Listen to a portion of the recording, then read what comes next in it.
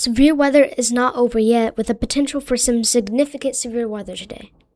Let's get right into it. It's Tuesday, April 28th, 2026, and we got a pretty large area to watch for severe weather today, down towards the Ohio Valley in the southern parts of the United States.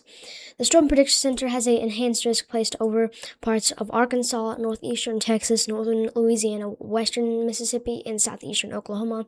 It's going to be your level 3 out of 5 enhanced risk for potential severe weather today in these areas, and that enhanced risk includes Dallas, Shreveport, Jackson, Mississippi, over there towards Memphis, Tennessee. We also have a level 2 out of 5 slight risk going around it, which is that yellow, which includes Waco, Nashville, Huntsville, Alabama, and Montgomery, Alabama, in those areas. You guys have a potential for some severe weather today if you're inside of that yellow slight risk, so please be aware for that. Then we have a level 1 out of 5 marginal risk going around that, where we could also see some scattered severe weather today. It's not going to be as concerning inside that marginal risks, but yeah, we still got some chances there. So we're going to have some chances for some isolated tornadoes today, with potential for maybe some strong one. And then you can see here we have a 2% going all the way up to Kentucky, which is that green, where an isolated tornado or two cannot be ruled out. Then we have that 5% going from northeastern Texas into parts of Arkansas, in these areas where we have a chance to see some tornadoes today too. You see those dashed lines, that circle kind of going, that's going to be a tornado conditional intensity group 1 risk. There's a chance that we could see a strong tornado, and it means that we could see potential for EF2 plus if you're out here today, so be aware for that. But also we're going to have some potential for some damaging winds as well, as you can see right here. We have a 30% wind risk going from western Alabama all the way to northeastern Texas, where we have a potential for some damaging winds today, marked with a wind conditional intensity group 1 risk, meaning we could see winds going 75 mile per hour plus. Hail, especially with this hail conditional intensity group 2 risk. If you're from Dallas all the way to Shreveport, you guys need to be watching out for potential large hail today. Protect your cars if you're in any of these highlighted areas, but this is the area I'm watching the closest for large hail later today. Here's the future radar right here, guys. So if I push this up, you can see we're going to have some storms kind of push through some of those areas out there, as you can see right there. If I push the future radar up, we're going to have some storms move through some of these areas. You can see we could have some isolated tornadoes. We're going to have some storms kind of push through this morning, and then we're going to have some storms kind of start to fire up. And it looks like we do have some potentials for some tornadoes, and you can see if you're near the Dallas-Fort Worth area, and you really need to be watching for some pretty large hail today, potentially around 6 or 7 p.m. EDT, as you can see right here. So yeah, and we're also going to have some storms moving through northern Louisiana around 8 p.m. Eastern, and moving through parts of Mississippi, Alabama out there. And yeah, you can see here, we're going to have some storms kind of push through some of those areas out here. So definitely protect your vehicle and strap down unsecured objects so they don't fly away. And if we switch over to CAPE here, it stands for Convective Available Potential Energy. Think of it as storm fuel. You can see we are going to have some out there right here. We're going to have some decent CAPE out there, as you can see. We're going to have some storm fuel out there, so definitely be aware. We still have a pretty favorable environment for some tornadoes out there. And if we switch over to SIGTOR here, this is STP values, you can see we're going to have some decent levels out there, as you can see right there.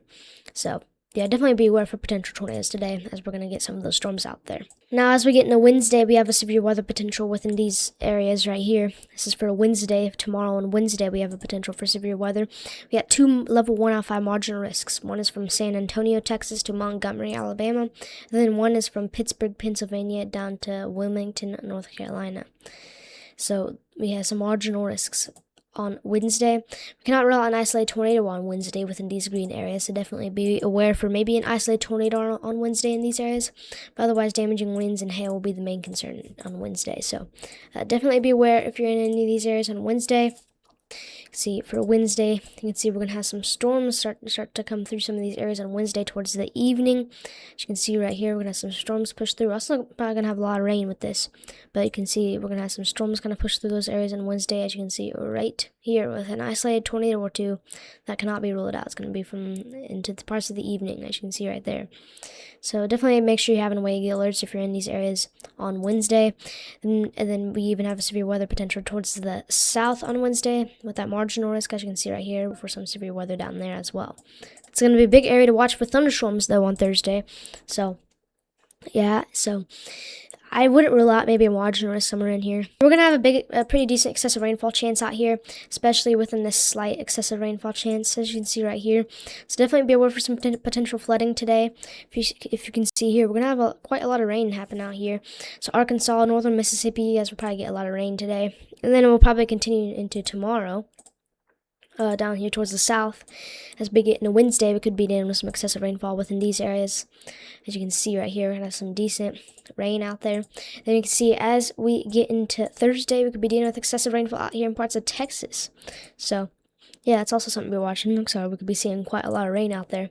So definitely be watching for some excessive rainfall. And then even as we get into Friday, we got an excessive rainfall chance from San Antonio all the way to Atlanta, Georgia, within inside of these areas. And then as we get into Saturday, excessive rainfall chance kind of shifts over to the southeast, which the southeast might get more rain because you guys had some droughts, okay? You guys had some droughts, but you guys might finally get some rain because you can see here exceptional droughts going on.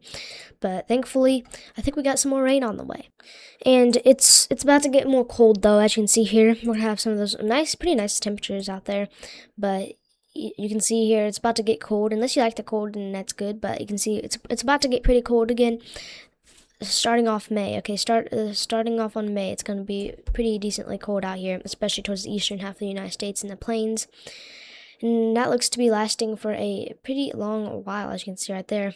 So pretty much what's going on here is that the eastern half of the United States is going to be pretty cold, and then the western half of the United States is going to be pretty warm, as you can see on here.